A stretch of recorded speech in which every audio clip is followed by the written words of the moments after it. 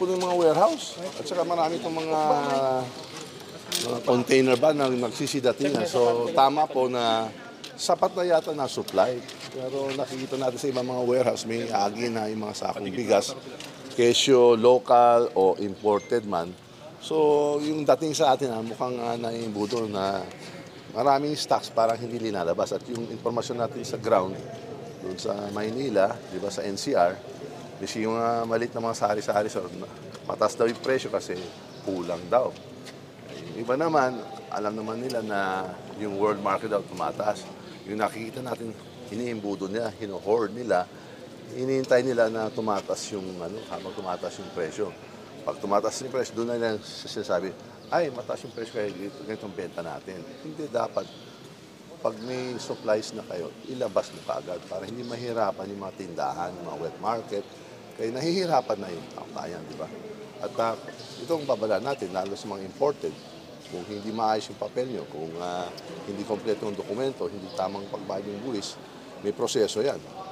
Baka wala pa ng 2 linggo, kukunin yan, sisisyan. Saka bahala ng executive kung sa DSWD, sa DA o sa Kadiwa stores, i-distribute lahat yan para ibaba yung presyo ng bigas at gagawa ng sapat na supply.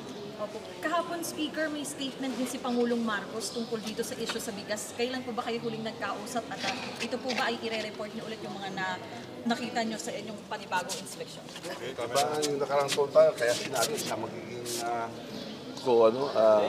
Secretary Agriculture para lahat na nag-import, lahat ng nagmamahala dito sa mga supply, dapat mahiya naman sila at maayos na dapat yung kilos nila. Eh mukhang hindi pa, di ba? Kasi bakit mataas pa lalo ang bili ng bigas. May parating naman na harvest na yung sinasabing wet harvest, kaya dapat ibaba na naman. Pero yung linya dito ay tumataas yung presyo sa Vietnam, world market tumataas. Eh meron tayong sariling local production at bukod yan, yung iba naman na stocks dito sigurado 3 buwan na yung naka-store dito diba? Kaya dapat talaga noon pa linabas para itong trend na pakyal dapat na maintain na mas mababa yung presyo.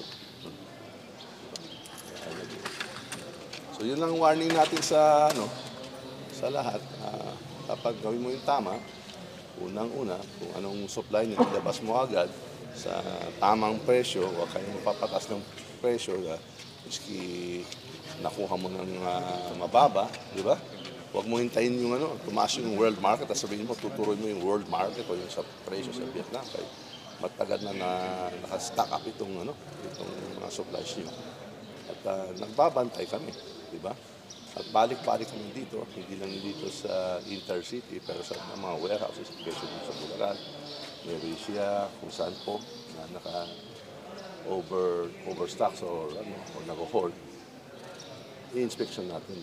At kailangan i-raid ng custos, ipaparaid natin yan. At kukunin natin at ibibigay natin sa ating mamamayan sa tamang presyo.